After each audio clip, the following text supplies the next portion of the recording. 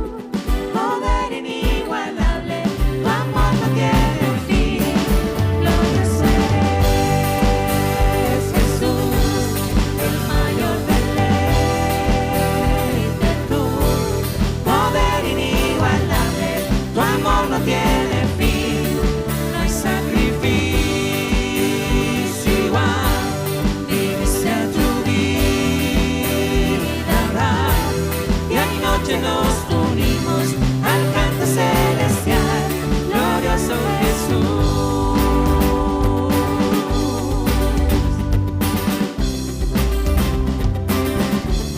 Glorioso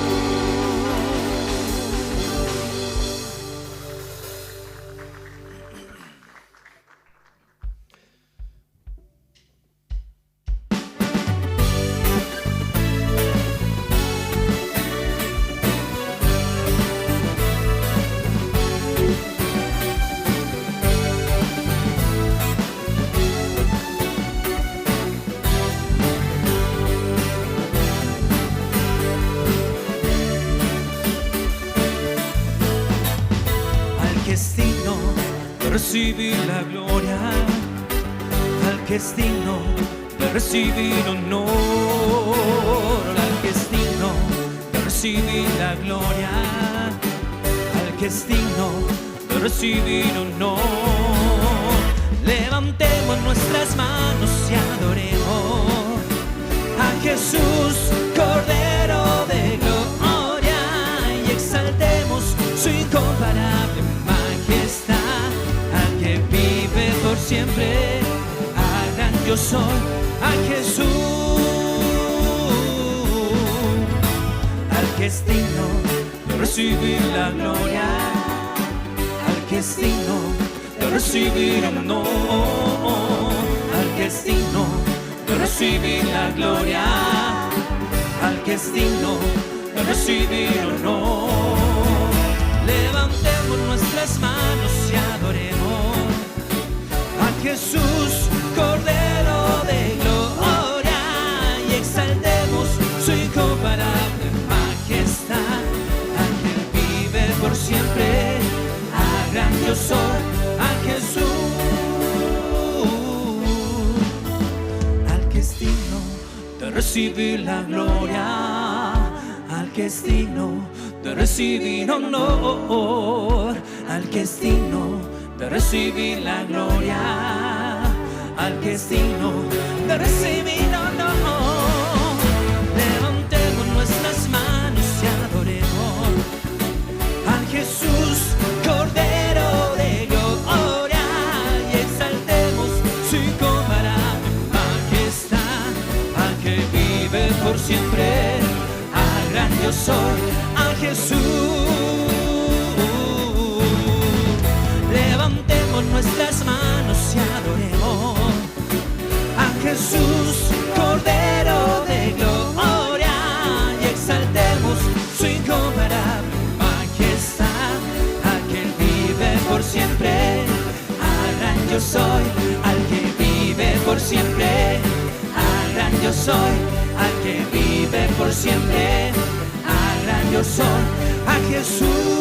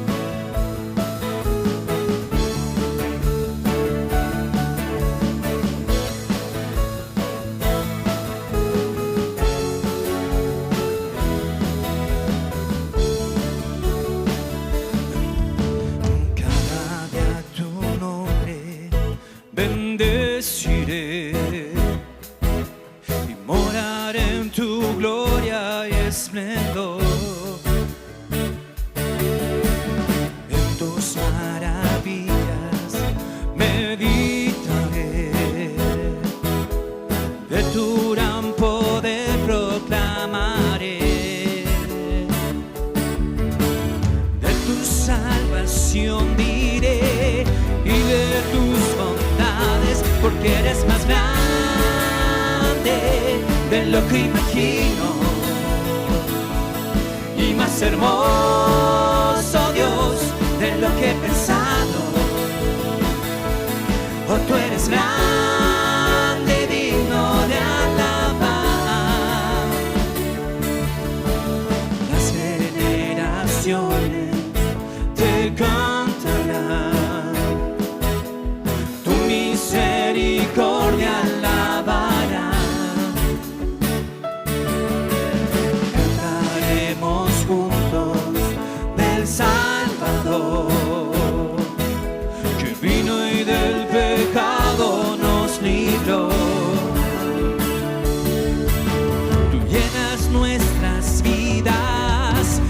siempre te alabaremos, porque eres más grande de lo que imagino y más hermoso, Dios, de lo que he pensado. Oh, tú eres grande, digno de alabar.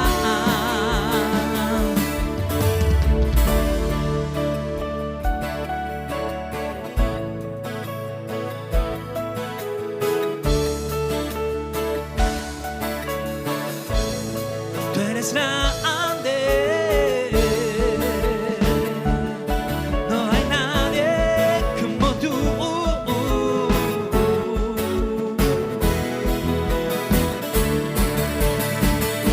Porque eres más grande de lo que imagino y más hermoso, Dios, de lo que he pensado. Porque eres más grande de lo que imagino y más hermoso, Dios, de lo que he pensado. Oh, tú eres grande, digno de alabar. Oh, tú eres grande, digno de alabar. Oh, tú eres grande.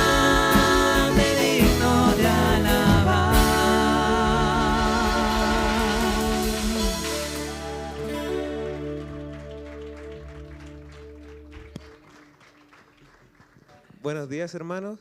Les quería leer un versículo que se encuentra en Primera de Crónicas 16, versículos 23 al 36.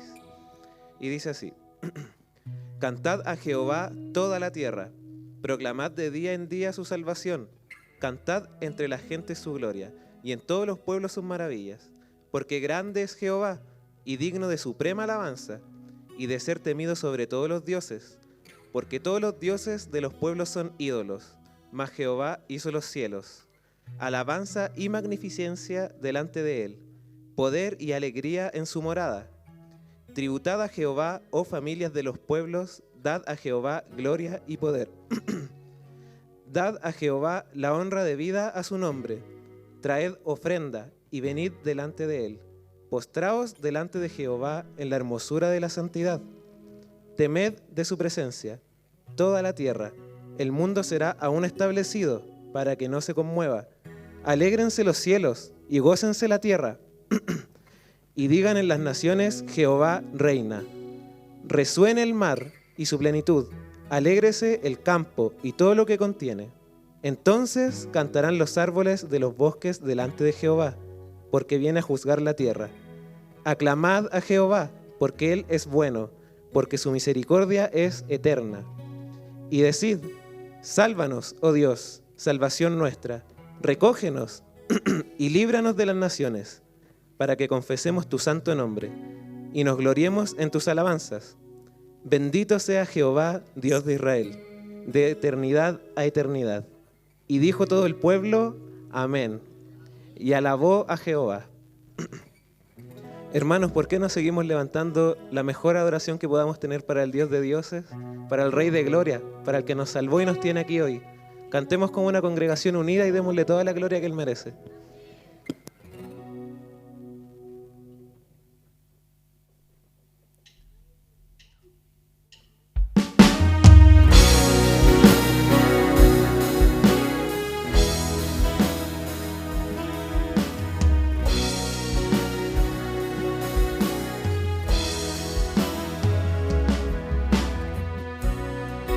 No existen más motivos, Señor.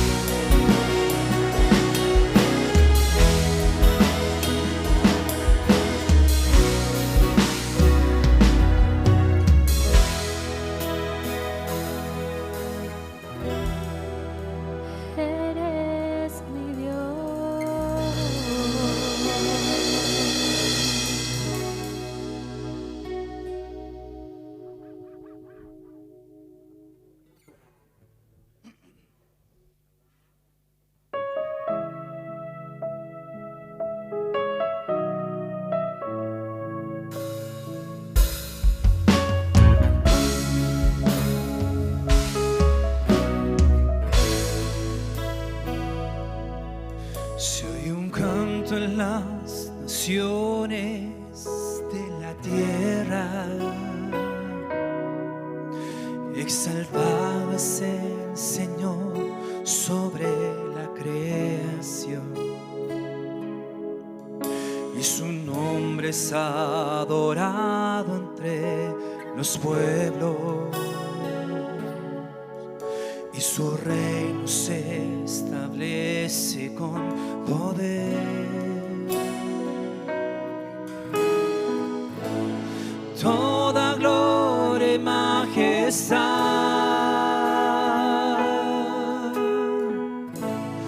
todo imperio y potestad,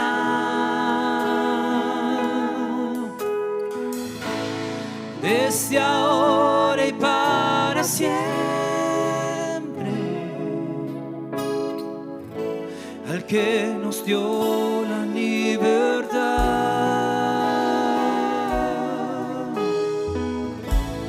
Toda gloria y majestad,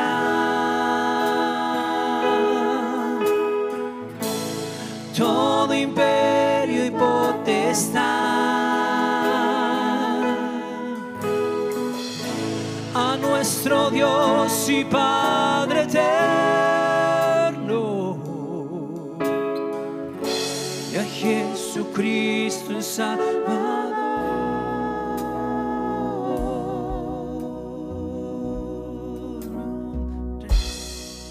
Se oye un canto en las naciones de la tierra. Exaltado es el Señor sobre la creación, y su nombre es adorado entre los pueblos, y su reino se establece con poder. Toda gloria y majestad, todo imperio y potestad,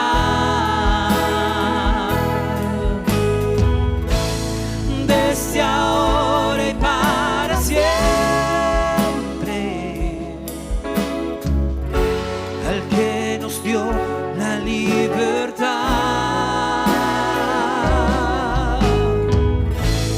Toda gloria y majestad,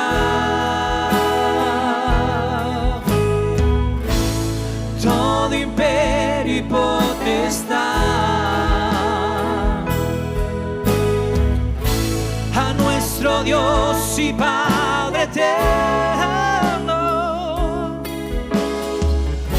y a Jesucristo el Salvador.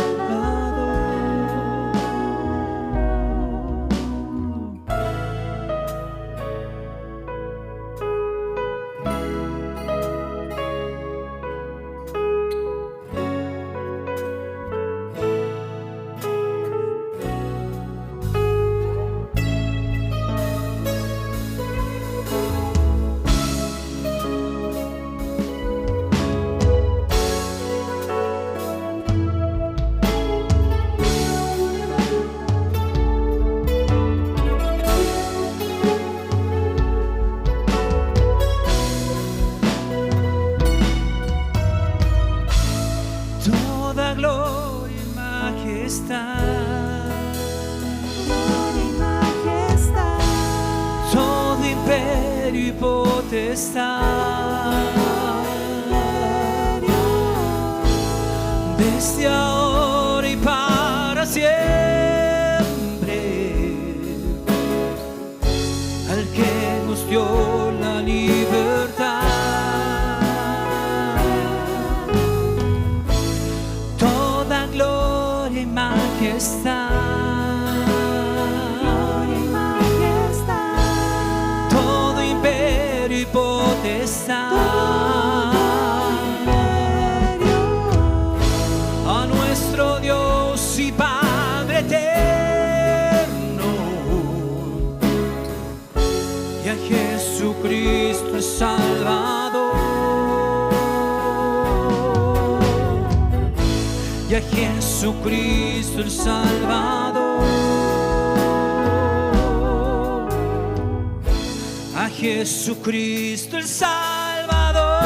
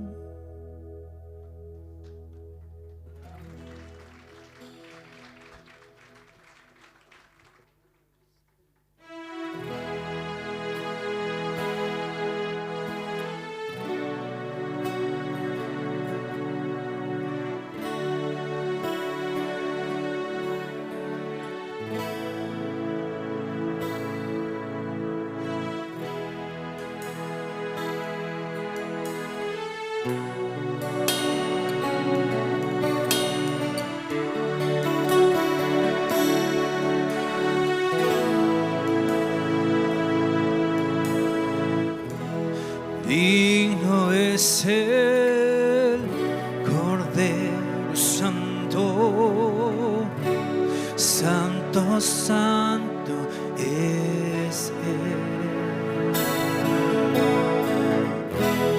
Levantamos nuestra alabanza al que en el trono está.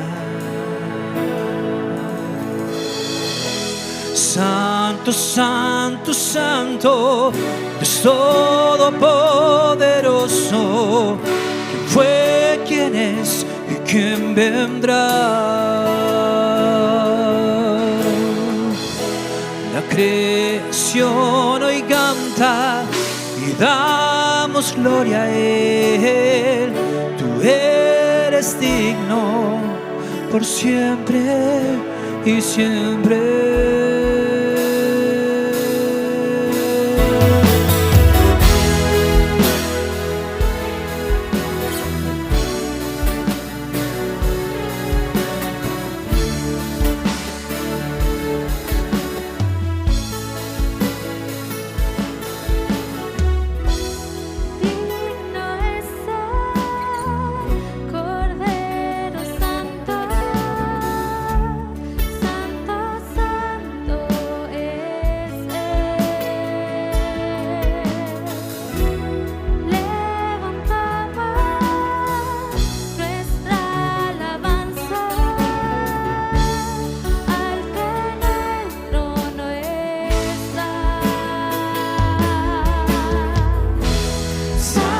Santo, Santo, Dios Todopoderoso, ¿quién fue, quién es y quién vendrá? La creación hoy canta y damos gloria a Él. Tú eres digno por siempre y siempre.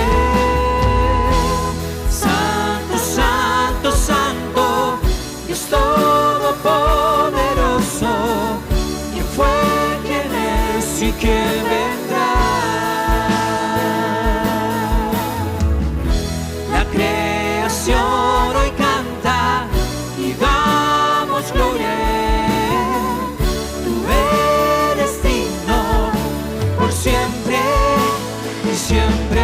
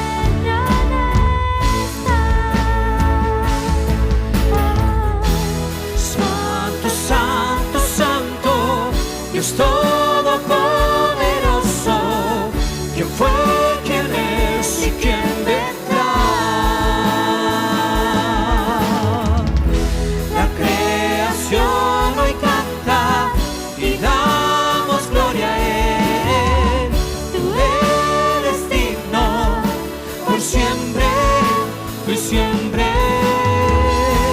Santo, santo, santo, Dios todopoderoso, ¿quién fue, quién es y quién vendrá? La creación hoy canta y damos gloria a Él. Tú eres digno por siempre y siempre.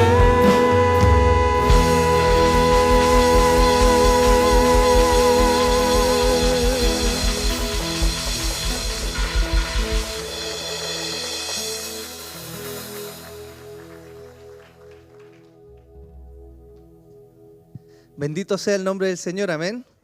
Les invito, hermanos, a que ahí donde están podamos inclinar nuestros rostros y vamos a orar por las peticiones que tenemos siempre como iglesia. Vamos a perseverar en esto. Señor, te damos las gracias primeramente por tu fidelidad y tu misericordia, Señor. Si estamos hoy en pie acá, Señor, es porque tu bondad nuevamente se ha extendido sobre nuestras vidas, Señor. Señor, si estamos acá y tenemos lo que tenemos hoy día, familia, Señor, amigos, vestimenta, alimentos, Señor, es una muestra de tu gracia, Dios. Y queremos alabarte por eso, Señor. Queremos reconocer que es tu fidelidad sobre nuestras vidas, Señor. Y por eso te alabamos, Señor. También queremos orar, Señor, por las distintas iglesias, Señor, que hoy día se reúnen en nuestro país y en nuestra ciudad, Señor. Bendice a nuestros hermanos, a los pastores, a tus siervos, Señor, que hoy día fielmente están predicando tu palabra, Señor. Dales gracias, Señor. Señor, glorifícate en medio de tu iglesia en nuestro país, Señor. Dales palabra, dales entendimiento, Señor. Usa, Señor, a cada hermano que está predicando hoy día, Señor, para que tu iglesia sea edificada, Señor, para que tu nombre sea exaltado, Señor. Te damos gracias, Señor, porque no somos la iglesia, Señor, somos parte de tu cuerpo universal, Señor, y te alabamos por eso, Señor. Dios, también queremos orar por nuestros hermanos que están en preparación, Señor, aquellos que están explorando quizás un llamado al ministerio, Señor. Queremos rogar, Señor, para que tu gracia les llene, Señor, para que tú les fortalezcas, Dios, para que nosotros, Señor, como iglesia podamos tener el discernimiento, Señor, de reconocer a quienes tú has llamado, Dios, para que el día de mañana, Señor, también se unan, Señor, diáconos y pastores, Señor, que sirvan a tu cuerpo, Señor. Danos gracias, Señor, a la vez que te pedimos que fortalezcas sus vidas, sus caracteres, Señor, que les enseñes, Dios, y que ellos sean de provecho para tu iglesia, Señor. Oramos también, Señor, por los líderes de ministerio, Señor, por los hermanos y hermanas que están encargados, Señor, que semana a semana, Señor, buscando tu rostro, Señor, nos permiten y nos ayudan, Señor, a que la iglesia pueda funcionar, Señor, con los niños, Señor, con los servidores, en amor en acción, Señor, en alabanza y en tantos ministerios, Señor, que tú has levantado, Señor, para servir a tu iglesia. Dale gracias, Señor. Oramos por ellos, Señor. Te pedimos calientes sus corazones, Señor, que les ayude y les fortalezca, Señor. A los hombres y mujeres santos, Señor, que sean fieles embajadores de ti, Señor. Señor, y que su trabajo dé un fruto para la gloria tuya, Señor. Te lo rogamos, Padre. Te pido también por mi vida, por mi familia, Señor, que tengas misericordia de nosotros, Señor. Ayúdanos, Señor, a reflejarte a ti, Señor. Ayúdanos, Señor, a ser fieles a tu palabra, Señor, y que en aquellas cosas donde no damos la talla, Señor, tú puedas suplir con gracia, con misericordia, Señor. Ten misericordia de mis hijos, Señor, de mi esposa, de mi vida, Señor. Ayúdanos, te lo ruego, Señor. En el nombre de Jesús te pido, Señor, que nos ayudes a ser de provecho para esta iglesia, Señor, para este tu cuerpo, Señor. Te lo rogamos, Padre, en el nombre de Jesús. Señor, también queremos orar, Señor, y poner delante de ti las misiones, Señor.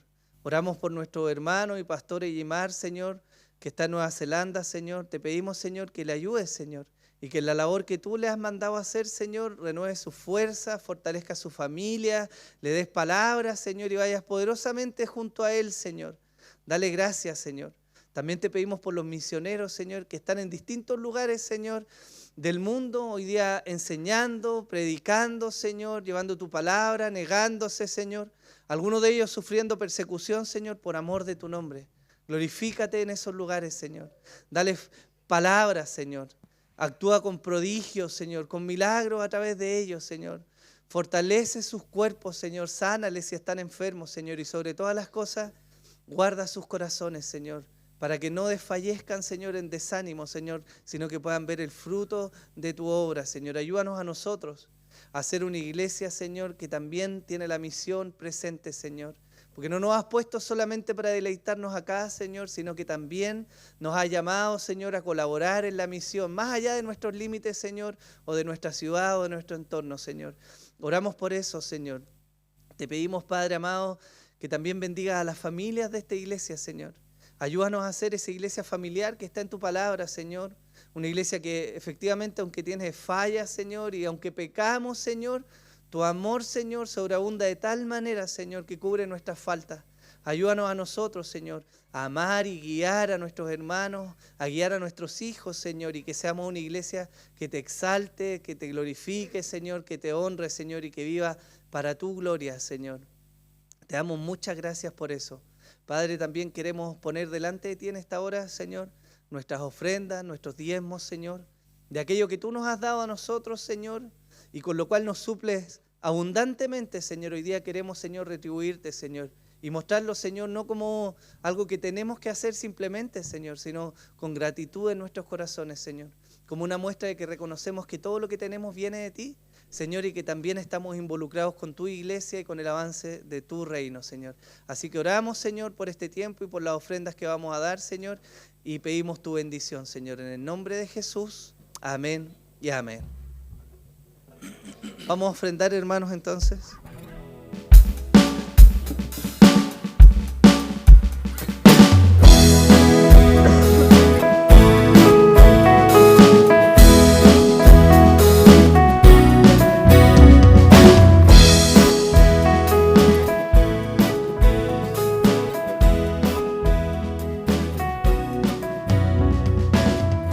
Traemos hoy ante tu altar nuestras coronas. Queremos darte lo mejor de nuestras vidas. Te entregaré mi amor entero, los sueños que logré alcanzar. Te daré lo mejor de mi vida. Te daré lo mejor cada día. Será mucho más que una canción. Mi obediencia es mi mejor adoración. Te daré lo mejor de mí. Te daré lo mejor de mí. Te daré lo mejor de mí. Te daré lo mejor. Bien, hermanos. ¿Cómo están? Bien. Qué bueno.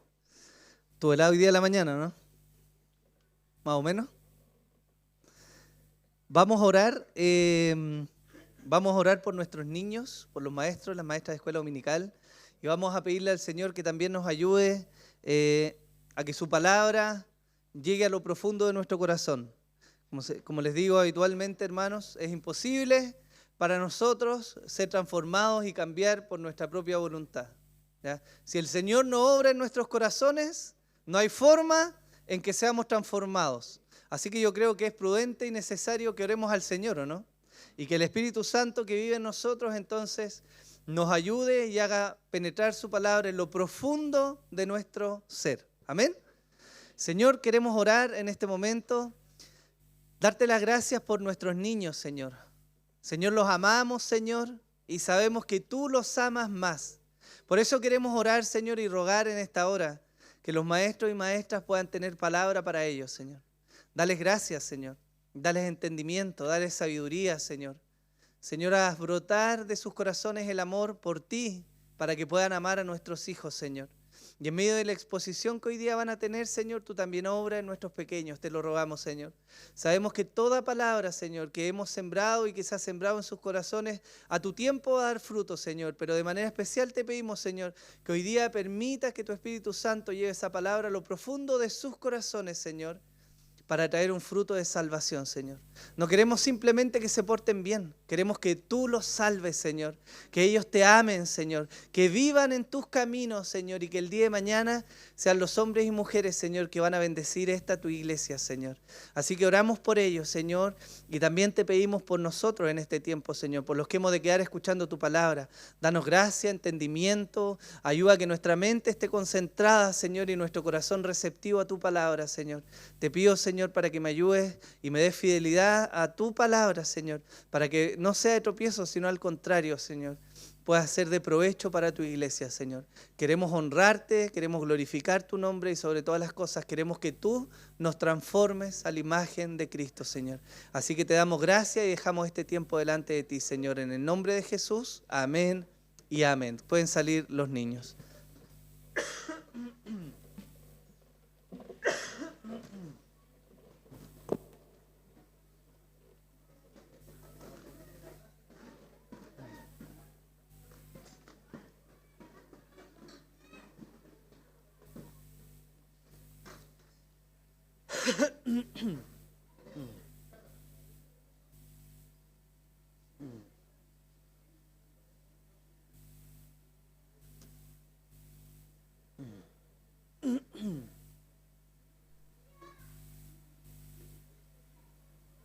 Bien, hermanos.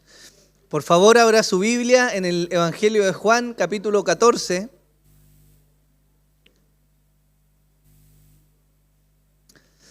Vamos a leer desde el versículo 19 al 24. Cuando lo tenga, me dice amén, por favor, para que leamos todos juntos.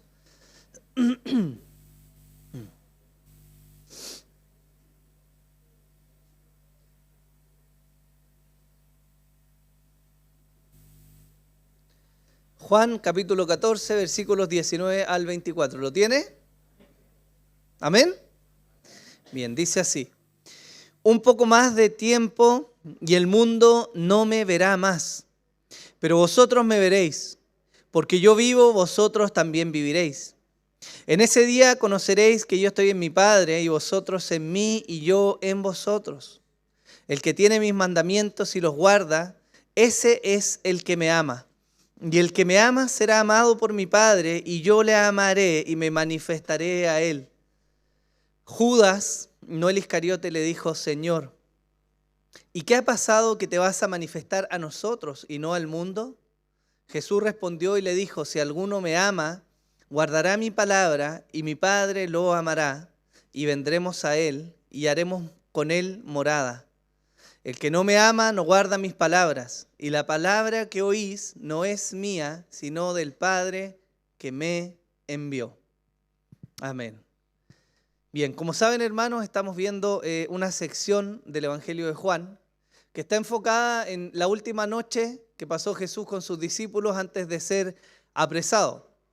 Y hemos visto varias cosas de lo que el Señor quiso dejar como énfasis, como la última quizás gran enseñanza en el corazón de sus discípulos, sabiendo que ellos prontamente le abandonarían al ser él crucificado y que en ellos también iba a reposar después de eso la misión de seguir extendiendo el Evangelio y de continuar la misión de Jesús.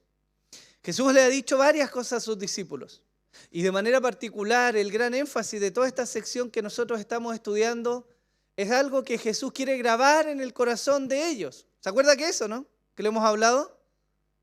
Una palabra, un concepto, algo que es Dios mismo, que Jesús quiere dejar plasmado como el fundamento central de la labor del ministerio de sus discípulos. Y eso es el amor. Jesús está dejando en sus discípulos fundamentado algo que va a ser necesario para que desarrollen la misión que viene por delante. Y de manera particular ahora vuelve a advertir, ya lo había hecho antes, lo hemos leído, pero él vuelve a decirle a sus discípulos que él está pronto a partir. Y en esta ocasión, él hace tres énfasis que son necesarios de notar. El primero de ellos es que Él vuelve a insistir en que el mundo ya no le va a ver. Él les está diciendo, yo voy a partir ahora y el mundo no me va a ver más. Pero Él les deja una promesa, porque Él les dice que aunque Él se aparte del mundo, sus discípulos le van a seguir viendo. ¿Sí? Lo segundo que Jesús resalta acá es que hay una unidad, un trabajo perfecto, una comunión entre Él y el Padre, y también lo vamos a ver con el Espíritu Santo. Y esto, vamos a verlo en la enseñanza, tiene gran importancia para lo que Él quiere dejar fundamentado en sus discípulos. Y en tercer lugar, vamos a ver también cómo ahora la vida de Dios habita en ellos. Y eso demanda que también haya un accionar consecuente con la vida de Dios en ellos. La enseñanza de hoy se titula La vida de Dios en los discípulos. Y vamos a partir con el primer punto, algo que Jesús venía diciendo de hace rato. En el versículo 19, Él dice, un poco más de tiempo y el mundo no me verá más, pero vosotros me veréis, porque yo vivo, vosotros también viviréis. Ya en los capítulos anteriores Jesús había insistido en esto. De hecho, en Juan 13, versículo 1, 33 y 36, Él ya había anunciado a sus discípulos que Él se iba a apartar de ellos, que Él iba a partir de este mundo. Y lo propio ocurre en los primeros versículos del capítulo 14, que es el que estamos viendo. En los versículos 2 y 4, Jesús vuelve a enfatizar que Él se va a ir de este mundo.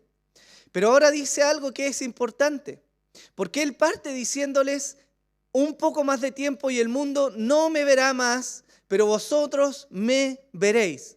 Y fíjense que de manera particular el ministerio de Jesús tuvo una componente pública muy importante.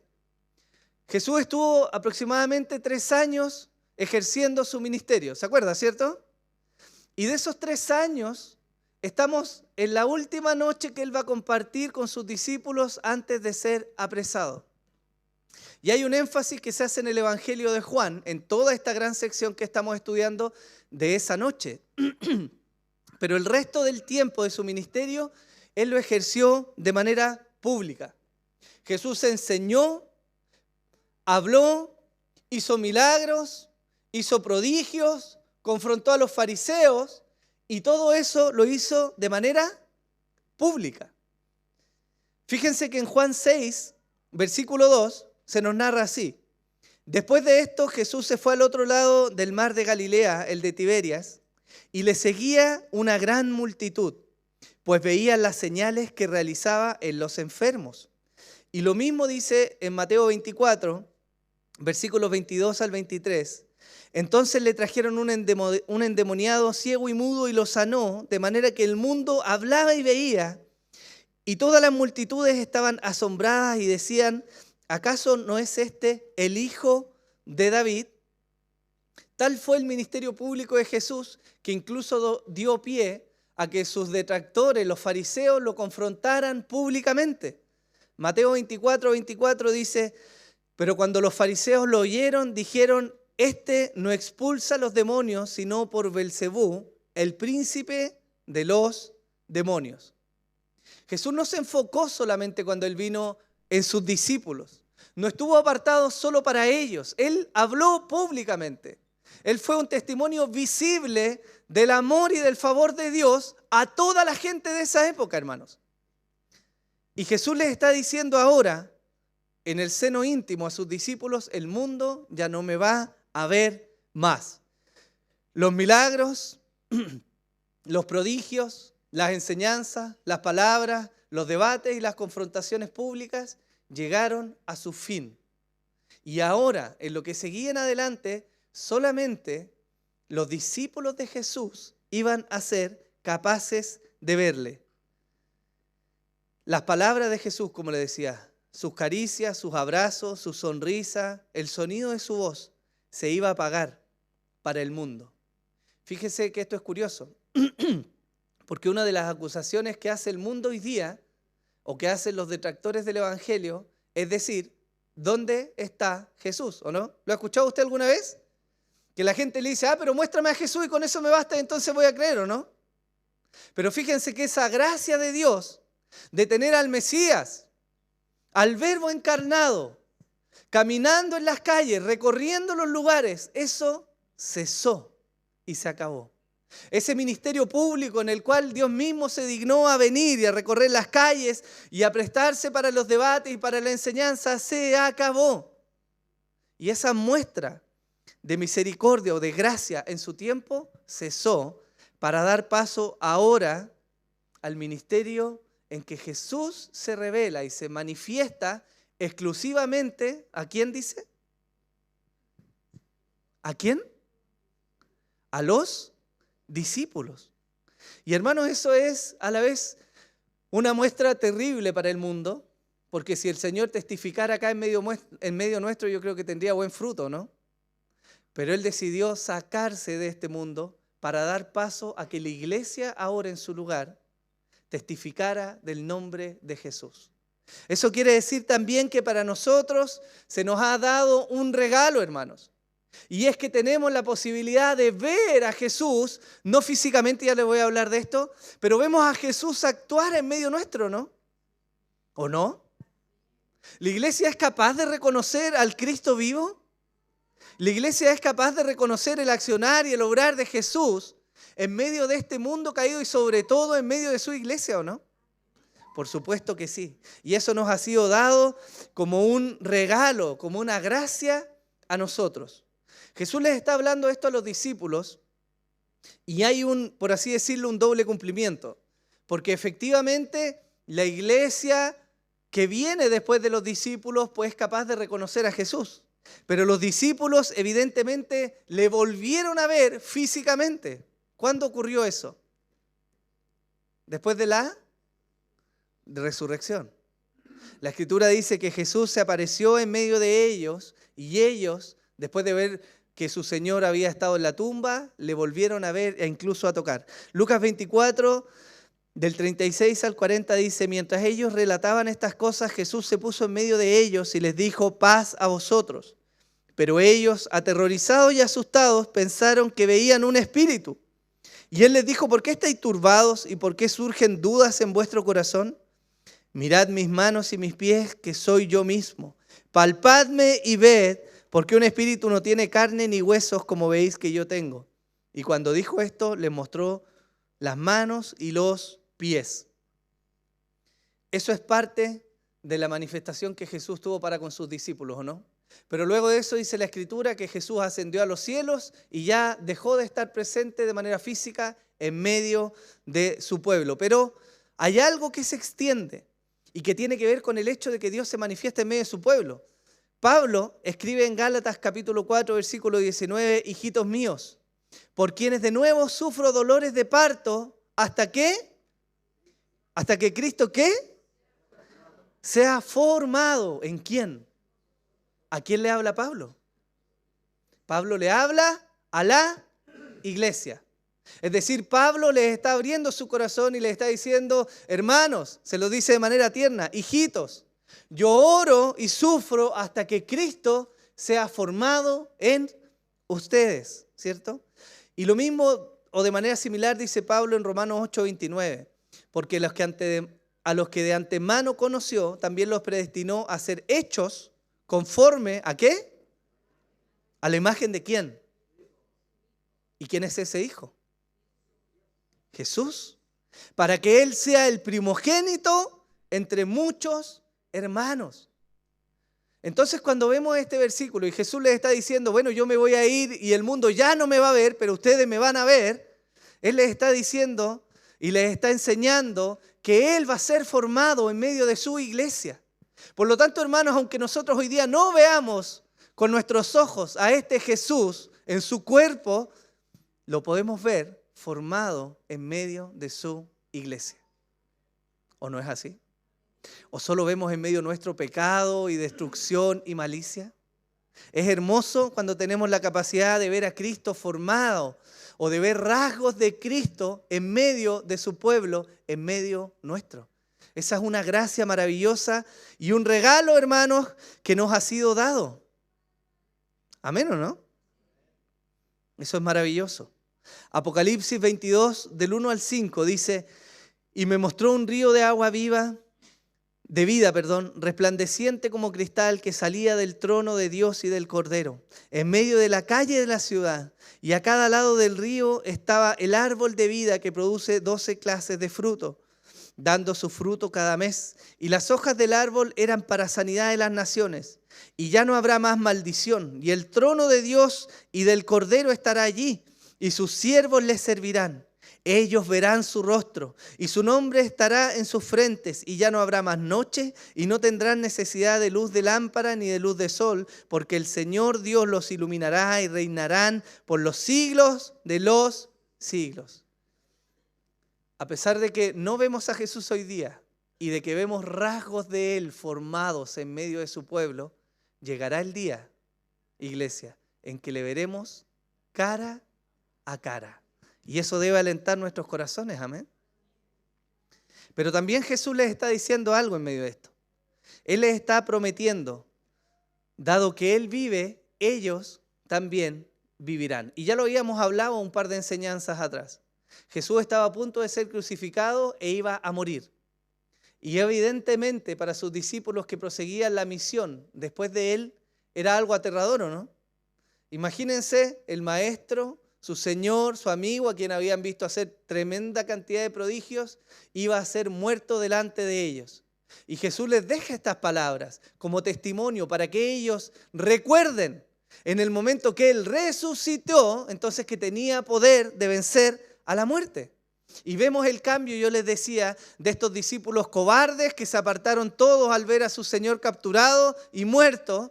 Pero vemos después de la resurrección de Jesús que ellos se levantan con poder y predican y testifican hasta el punto que entregan sus vidas. ¿Por qué? Porque estaba acuñada esta promesa en sus corazones. Porque Jesús vive, ellos también vivirán. ¿Sí o no? Eso es maravilloso. La muerte no pudo detener al Hijo de Dios. Y esa promesa se extiende aún hoy a nosotros. Por eso que el cristiano debe enfrentar la muerte con esperanza. Aunque hay dolor, aunque hay tristeza y muchas veces soledad, cuando alguien parte, cuando alguien en Cristo es llamado a la presencia del Señor, debiéramos tener algo de gozo en nosotros, de saber que está en un mejor lugar, ¿o no? Porque si no, hermanos, ¿qué esperanza tenemos nosotros? La vida sería gris y amarga, ¿o no? Pero hay una esperanza que el Señor nos deja. El propósito de Jesús entonces con estas palabras a los discípulos es el mismo para con nosotros hoy. Alentar nuestro corazón. Hermanos, el Señor sabe que enfrentamos una vida que es difícil, ¿o no? Vivimos en un mundo caído. Vivimos en un mundo quebrado donde vamos a encontrar problemas, desesperanza, desilusión, donde prendemos la televisión y vemos que hay tragedias e incertidumbre. Quizás en el trabajo escuchamos que el ambiente está malo, que pueden que nos vayan a echar, y por ahí ven, hermanos, y nos estresamos y nos preguntamos cómo vamos a vivir. Y aún más de eso se añade el hecho de que muchas veces nuestra vida corre peligro, ya sea por una enfermedad, por la incertidumbre y por muchas cosas. Pero el Señor nos deja esta palabra para que nuestro corazón tome aliento en medio de la dificultad. Hermanos, porque lo más difícil que podemos enfrentar en la vida, o aquello que es irreparable por nosotros, es la muerte. Y la muerte está cubierta por el Señor. ¿O no? ¿Sí? Amén. Entonces el Señor, acto seguido, después de recordarles esto, pasa a mostrarles la perfecta unidad que hay en la Trinidad. Yo les había hablado la semana anterior de que este texto y el que nos antecede nos está mostrando ya el accionar de la Trinidad, ¿o no? Pero Jesús nos está hablando ahora también de la unidad que hay entre Él y el Padre. Y para entender la importancia de esto, quizás tenemos que ver un poco de contexto. ¿Quiénes eran los discípulos? ¿Cuál era la nacionalidad de los discípulos, hermanos? Ellos eran judíos. Y como buenos judíos, ellos habían sido entrenados y enseñados en el antiguo pacto, ¿no? Ellos se sabían la Torá, conocían los salmos y los profetas. Y una característica muy particular del judaísmo es que ellos eran, al igual que nosotros, una religión monoteísta. Ellos creían en un único Dios. Y si usted se recuerda, quizás por el nombre, no sé si se recuerda, pero hay una oración famosa que es la Shema. ¿La ha escuchado? Por el nombre no se va a acordar quizás, pero cuando escuche el texto lo va a traer a su mente. Esto lo relataban, lo recitaban los judíos de manera diaria y era de alguna manera algo insigne de ellos. Deuteronomio 6:4. Escucha, oh Israel, el Señor es nuestro Dios, el Señor uno es. Amarás al Señor tu Dios con todo tu corazón, con toda tu alma y con toda tu fuerza. ¿La había escuchado? Entonces estos discípulos tenían un trasfondo judío en el cual sabían que había solo un único Dios. ¿Y por qué esto es importante? Porque Jesús enseñó en medio de ellos y predicó en medio de ellos y se manifestó como el Hijo de Dios. Aunque Jesús no dijo directamente, yo soy Dios, no negó las veces que se le adoró o que las veces en que se le imputó hacerse igual a Dios. Una de las acusaciones de los fariseos, ¿cuáles eran contra Jesús? Que él se hacía igual a Dios. Hermanos, porque ¿quién tiene facultad de perdonar los pecados? ¿Solo Dios o no? Y los fariseos lo enrostraban a Jesús y lo criticaban y le decían, ¿por qué te haces igual a Dios? ¿Y Jesús negaba esas acusaciones? No, él no negaba esto, ¿cierto? Entonces él les dice en este texto, en ese día conoceréis que yo estoy en mi Padre y vosotros en mí y yo en vosotros. El que tiene mis mandamientos y los guarda, ese es el que me ama. Y el que me ama, dice, será amado por... y yo le amaré. ¿Se dan cuenta que él está uniéndose a la labor del Padre? Y me manifestaré a él. Judas, no el Iscariote, le dijo, Señor, ¿y qué ha pasado que te vas a manifestar a nosotros y no al mundo? Jesús le respondió y le dijo, si alguno me ama, guardará mi palabra. Y de nuevo, mi Padre lo amará y vendremos a él y haremos con él morada. El que no me ama no guarda mis palabras y las palabras que oís no es mía, sino del Padre que me envió. Nuestro Señor Jesús, hermanos, dio amplio testimonio de venir del Padre. Y el mismo Padre dio testimonio de que Jesús venía de Él. Y todo esto tiene un peso importante para ellos, de nuevo por su contexto. Jesús había enseñado en medio de ellos, había hecho milagros, les había revelado los misterios del reino de los cielos. Pero Él se está mostrando que está trabajando de manera unánime y en perfecta comunión, ¿con quién? Con Él, con el Padre. ¿Y quién era este Padre? Este Padre es el único Dios verdadero. Este Padre que en la mente de los discípulos está, es el que llamó a Moisés desde una zarza ardiente. Ellos tenían ese contexto hacia atrás. Es el que liberó a sus antepasados de la esclavitud de Egipto. Es el que introdujo a sus padres en la tierra prometida, el que levantó al rey David, el que por mano de Salomón construyó un templo grande, el que volvió a reunir al remanente de su pueblo después del exilio. Ese Dios es el Dios que los discípulos tenían en su mente. Y Jesús les está diciendo, yo y el Padre somos uno. ¿Me sigue o no? Jesús les está poniendo enfrente toda la historia de Dios para con ellos, para que ellos entendieran quién les estaba hablando. Jesús entonces no negó jamás la gloria del Padre, todo lo contrario, Él vino para glorificar al Padre, ¿o no? Y ahora antes de ser entregado refuerza la comunión y la unidad que hay entre Él y el Padre y el Espíritu Santo.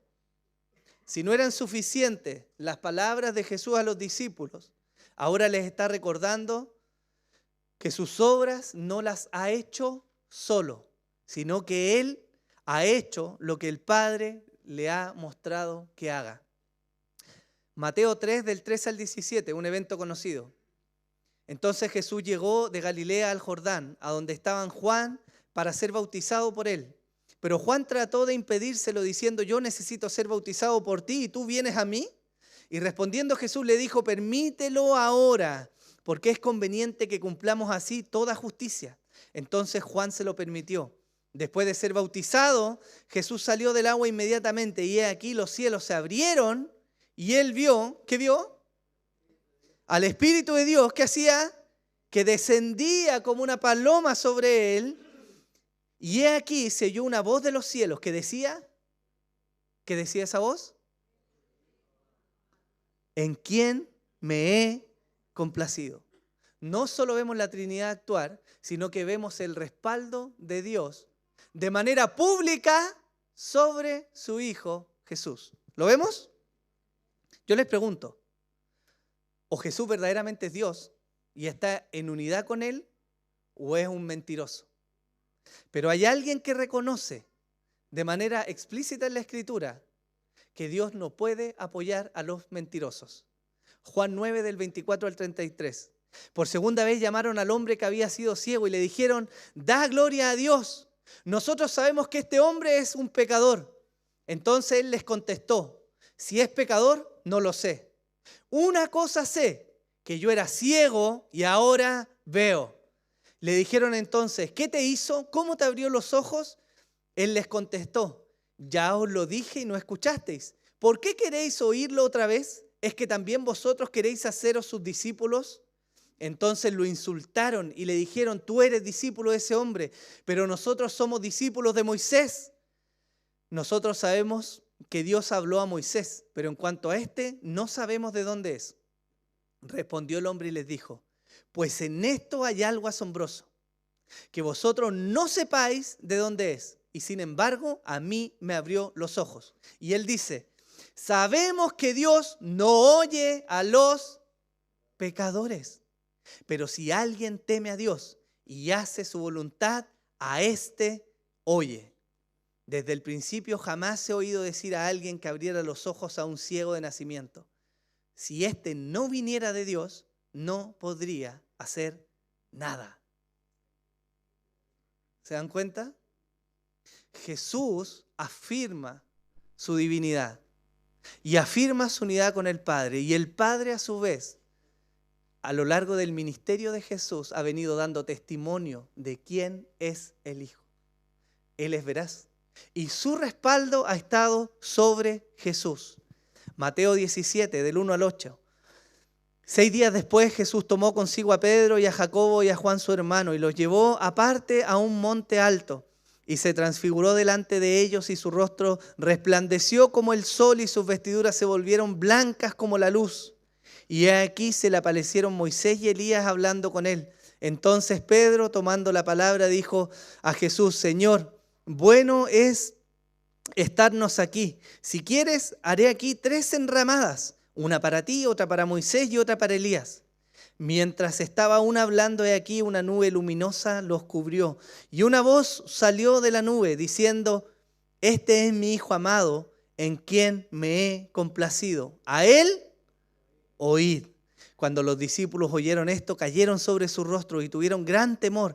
Entonces se les acercó Jesús y tocándolos dijo, levantaos y no temáis. Y cuando alzaron sus ojos no vieron a nadie, sino solo a Jesús. ¿Los discípulos sabían quién era Jesús? Ellos comprendían que no era un hombre ordinario. Ellos comprendían que Jesús, hermanos míos, no era simplemente un profeta más. Ellos comprendían que Jesús es Dios. Estamos leyendo el Evangelio de... ¿Y qué dice Juan como premisa en su Evangelio? Estas cosas he escrito, ¿para qué? ¿Para qué creáis? ¿Para qué creáis qué? Que Jesús es el Hijo de Dios y para que creyendo en Él, entonces tengáis vida, ¿o no?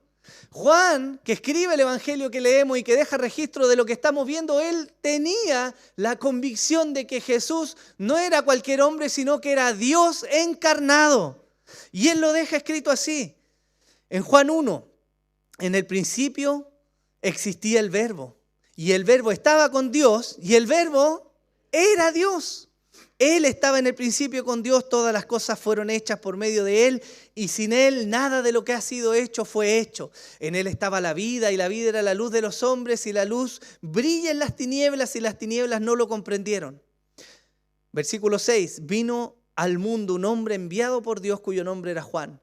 Este vino como testigo para testificar de la luz a fin de que todos creyeran por medio de él. No era él la luz, sino que vino para dar testimonio de la luz. Existía la luz verdadera que al venir al mundo alumbra a todo hombre. En el mundo estaba y el mundo fue hecho por medio de él y el mundo no lo conoció. A lo suyo vino y los suyos no lo recibieron. Pero a todos los que lo recibieron les dio derecho de llegar a ser hechos hijos de Dios, es decir, a los que creen en su nombre. Que no nacieron de sangre, ni de voluntad de carne, ni de voluntad del hombre, sino de Dios. Y miren lo que dice aquí en el versículo 14. Y el Verbo se hizo y habitó entre nosotros. Y vimos su gloria, gloria como del unigénito del Padre, lleno de gracia y de verdad. Juan dio testimonio de él y clamó diciendo, este era del que yo decía, el que viene después de mí es antes de mí porque era primero que yo. Pues de su plenitud todos hemos recibido, y gracia sobre gracia, porque la ley fue dada por medio de Moisés, y la gracia y la verdad fueron hechas realidad por medio de Jesucristo. Nadie ha visto jamás a Dios, el unigénito de Dios que está en el seno del Padre, Él le ha dado a conocer. Él estaba reforzando esta idea en sus discípulos. Jesús no vino, hermanos míos, mandándose solo. Él no vino a hacer su obra por su propia voluntad o de su propio esfuerzo. Él vino en una unidad perfecta con el Padre. Amén. Tomás entendió esto. Juan testifica de la deidad de Cristo. Pero Tomás también, cuando Jesús resucita y se aparece en medio de ellos, dice en Juan 20, 8 días después sus discípulos estaban otra vez dentro y Tomás con ellos, y estando las puertas cerradas, Jesús vino y se puso en medio de ellos y dijo, paz a vosotros. Luego dijo a Tomás, acerca aquí tu dedo y mira mis manos y extiende tu mano y métela en mi costado y no serás incrédulo sino creyente. ¿Y qué respondió Tomás? Le dijo, Señor mío ¿y cómo? Dios mío. ¿Nos damos cuenta entonces la unidad que hay? Jesús dijo, no he venido a hablar nada que el Padre no me haya mandado a hablar. Y el Padre a su vez glorifica al Hijo y lo exalta y le dice a la gente alrededor de Él, óiganlo a Él. Bonito, ¿no?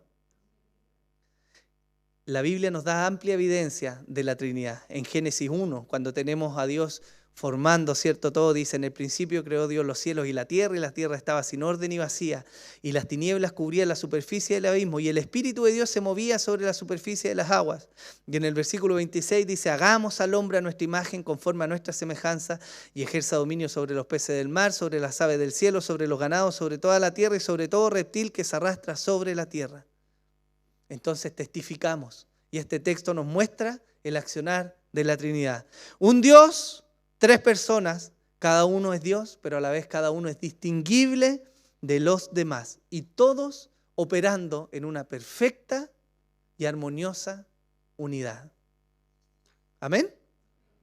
Entonces, hermanos, confiamos en la soberanía de Dios, confiamos en su fidelidad, confiamos en su misericordia, porque Cristo se nos ha dado para salvación.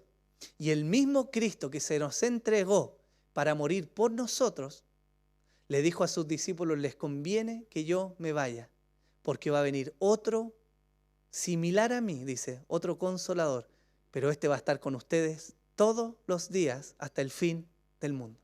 ¿Sí o no? Entonces, hermanos, Jesús está alentando el corazón de sus discípulos.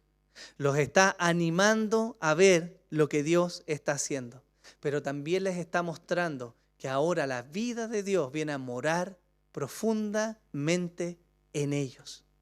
Jesús les dice, el que me ama a mí será amado por mi Padre y yo le amaré y vendremos y le amaremos. Y también dice que haremos morada con Él, ¿o no? Lo que es un regalo, hermanos. Y lo que nos deja ahora en el punto de plantearnos, bueno, a la luz de esta verdad, ¿cómo entonces debemos vivir? ¿Cómo vivimos? Jesús le dijo a los discípulos en ese día, conocerán que yo estoy en mi Padre y vosotros en mí, yo en vosotros. Y también después dice, yo le amaré y me manifestaré a Él. Y más abajo dice, vendremos a Él y haremos con Él morada. ¿Cómo se manifiesta esta vida de Dios en nosotros? O más bien, ¿a través de quién se manifiesta esta vida de Dios en nosotros? A través del Espíritu Santo. Efesios 3, 14 al 19 dice así: por esta causa, pues, doblo mis rodillas ante el Padre de nuestro Señor Jesucristo, de quien recibe nombre toda familia en el cielo y en la tierra, que os conceda, conforme a las riquezas de su gloria, ser fortalecidos con poder por su Espíritu en el hombre interior, de manera que Cristo more por la fe en vuestros corazones y que arraigados y cimentados en amor, seáis capaces de comprender con todos los santos cuál es la anchura, la longitud, la altura y la profundidad, y de conocer el amor de Cristo que sobrepasa el conocimiento, para que seáis llenos hasta la medida de toda la plenitud de Dios. Hermanos, Dios está empecinado en formar a su Hijo en nosotros. Y lo está haciendo por medio de la obra del Espíritu Santo en nosotros. Por lo tanto, quizás alguno se ha planteado esta inquietud. La Escritura dice que Cristo ascendió y está a la diestra del Padre, ¿cierto? Entonces, ¿por qué decimos que Jesús vive en nuestro corazón? ¿Lo ha escuchado, no? Se lo decimos a los niños. ¿Jesús vive en tu corazón o no? ¿Es verdad o no? Es verdad. Es verdad. Pablo le dice, para que Cristo more por la fe en vuestros corazones, por medio del Espíritu Santo. Ahí se cumple la palabra del Señor que le dijo a sus discípulos y se extiende a nosotros: no los dejaré huérfanos, ¿cierto? Y entonces, como veíamos la semana pasada, el Espíritu en nosotros nos vivifica, nos guía, testifica de que somos hijos de Dios, nos ayuda en nuestra debilidad, intercede por nosotros, nos ayuda a orar, nos fortalece, nos da paz y convicción también del pecado, lo que es un maravilloso privilegio, porque es la vida de Dios en cada uno de sus hijos. Amén. Pero hay algo que tenemos que pensar en una segunda vuelta, y es la forma en que nosotros vivimos o apreciamos entonces este don, este regalo de Dios. Porque a pesar de que Dios vive en nosotros, no siempre mostramos a ese Dios que vive en nosotros, ¿o no? Como dice un amigo, cuando se nos sale la chuleta, no vemos a Dios ahí, ¿cierto? Mostramos nuestra carne muchas veces. Y pecamos a diestra y siniestra, como si Dios no estuviera en medio nuestro. Efesios 4:30 dice así: y no entristezcáis al Espíritu Santo de Dios, por el cual fuisteis sellados para el día de la redención. ¿Qué es esto, hermanos, de contristar o de entristecer al Espíritu de Dios? Pablo se lo habla a la iglesia en Éfeso en medio de una exhortación a guardar un comportamiento que sea acorde a la fe que ellos profesan tener. Y él, en ese listado que está hablando en Efesios, los llama a no andar como los gentiles. ¿Cómo andan los gentiles? Hermanos, apartados de la vida de Dios. No creo que tenga que entrar en más detalles, pero un gentil evidentemente no tiene a Dios en su mente ni delante de él. Pablo les dice: dejen la falsedad y comiencen a hablar la verdad con sus hermanos. Pueden airarse, pero no deben pecar. Él les dice: no le den oportunidad al diablo sobre ustedes. Y que no salgan de sus bocas palabras corrompidas. No está hablando solo de hablar garabatos. Él está diciendo que deben salir de ellos entonces palabras que sean de edificación. A veces pensamos que las palabras corrompidas son solamente agarrar a alguien y subirlo y bajarlo, ¿no? Pero no, las palabras corrompidas son aquellas que buscan más que nada hacer daño o no edificar en vez de edificar. Y en medio de ese contexto, de ese listado, Pablo le dice entonces: no entristezcan al Espíritu Santo de Dios.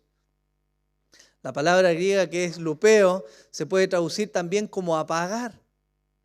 Y esto es importante porque debemos comprender que a pesar de que el Espíritu de Dios vive en nosotros, no somos títeres de Dios. Y quiero dejar esto claro. Porque el Espíritu de Dios habita en nosotros y tiene una gran influencia en nosotros, pero el Espíritu de Dios no se ha fusionado con nuestro espíritu. ¿Ya? ¿Por qué lo digo? Porque efectivamente podemos llegar a actuar en contra del Espíritu. ¿De qué manera? Haciendo lo que Pablo nos dice que no debemos hacer. Y eso tiene como resultado entonces entristecer o apagar al Espíritu de Dios en nosotros. Esto no va a llegar jamás al punto de perder la salvación, no pensemos mal, o hacer que el Espíritu de Dios se vaya, porque Él no se va de nosotros.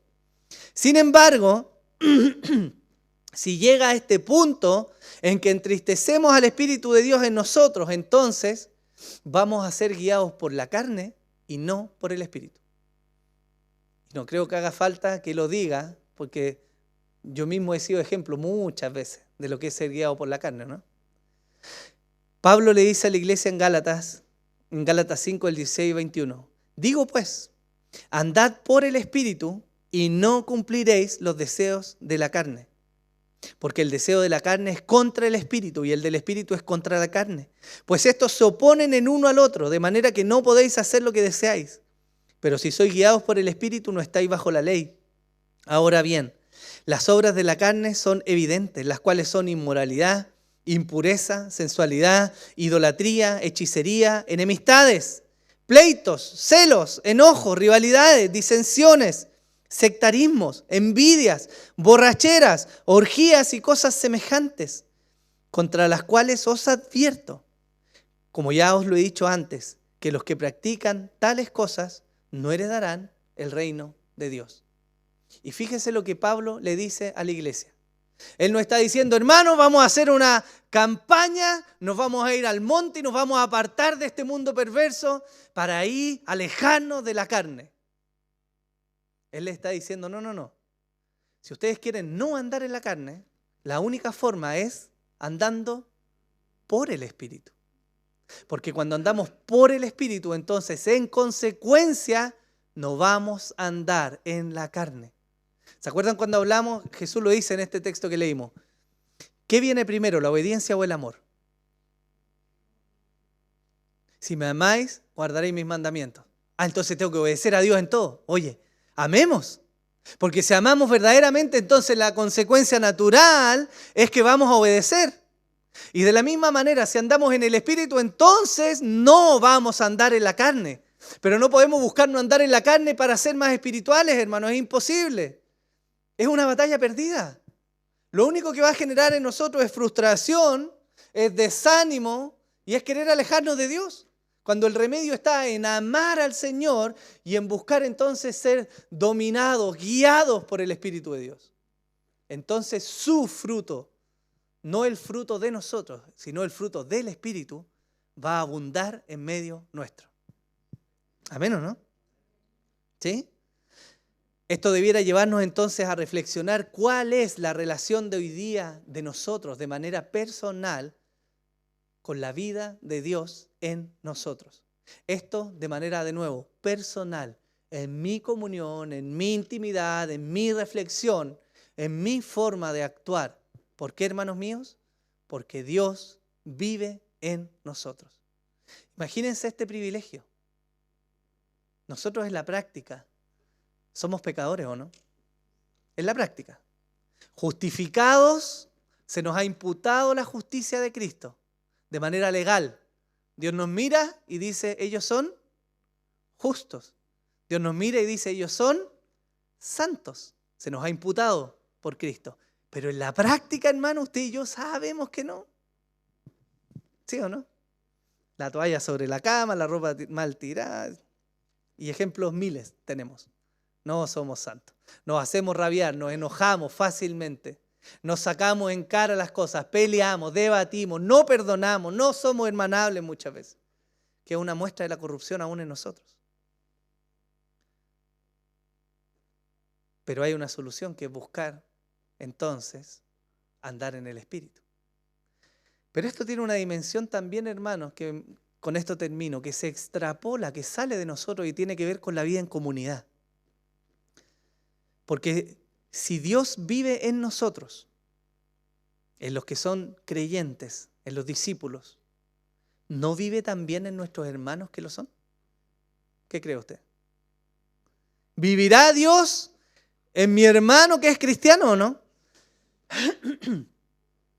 Entonces, hermanos, si Dios vive en nuestros hermanos, ¿acaso cuando le ofendemos a ellos, no ofendemos también a nuestro Dios?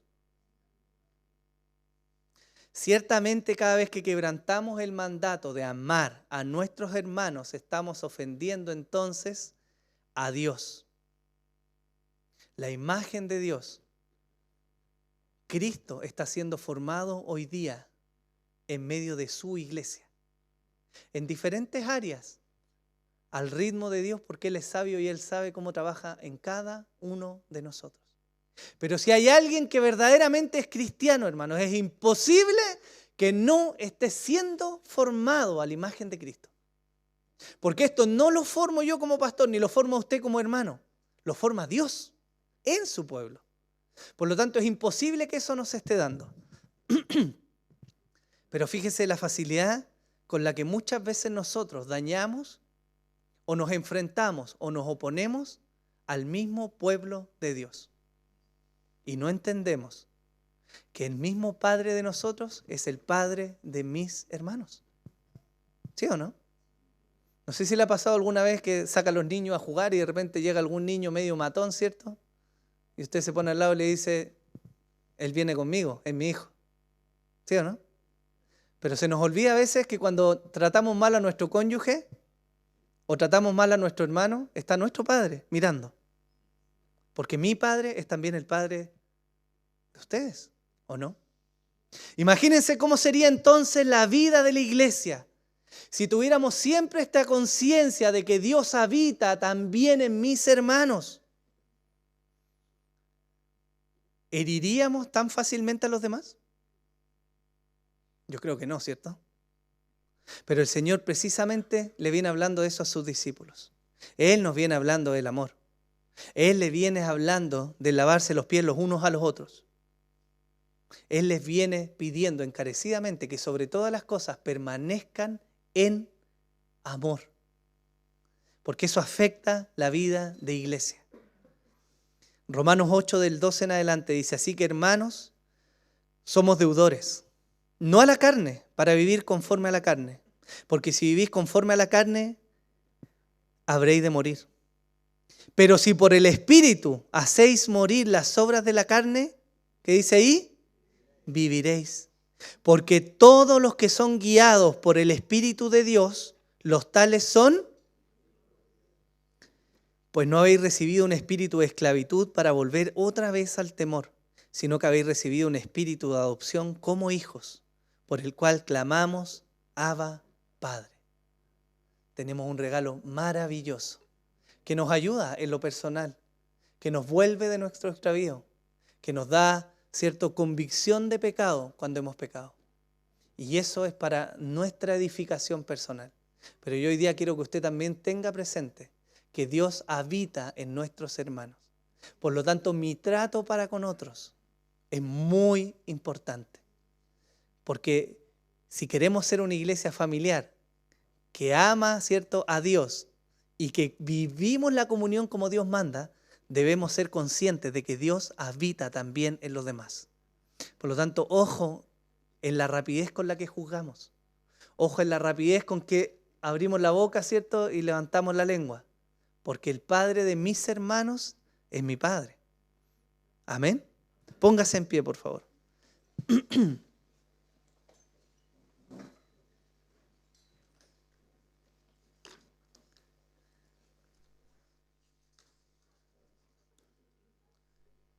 Vamos a orar al Señor.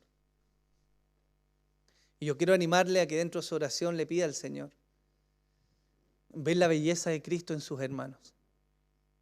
Hermanos, nosotros no vamos a ver al Señor hoy día cara a cara. No hoy, no mientras vivamos. Ciertamente le veremos cuando estemos con Él en gloria. Pero la forma en que hoy día vemos a Cristo en la tierra es reflejado en medio de su iglesia. Y no sé qué le pasa, pero mi corazón se se llena cuando soy capaz de distinguir algunos rasgos de Cristo en mis hermanos. Y me da mucha alegría y felicidad. Y yo creo que es algo que tenemos que tener en la mente para cuidar a la iglesia y para alabar al Señor por lo que Él ha hecho en medio nuestro. Amén. Señor, te damos gracias por tu misericordia. Te damos gracias por tu fidelidad, Señor. Alabamos tu nombre por la obra que tú has hecho, Señor.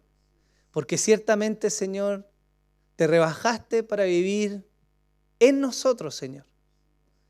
Y convives de alguna manera con nuestro pecado y la corrupción que hay en nosotros. Ciertamente nos vas santificando, Señor, y tu Espíritu va obrando de manera maravillosa en cada uno de nosotros. Señor, pero también te pedimos que nos ayude a ser conscientes de eso, de saber que tú habitas en medio de tu pueblo, Señor. Abre nuestros ojos, Señor, para que amemos a tu iglesia, Señor, porque tú la amas, Señor, porque tú te estás formando en ella, Señor.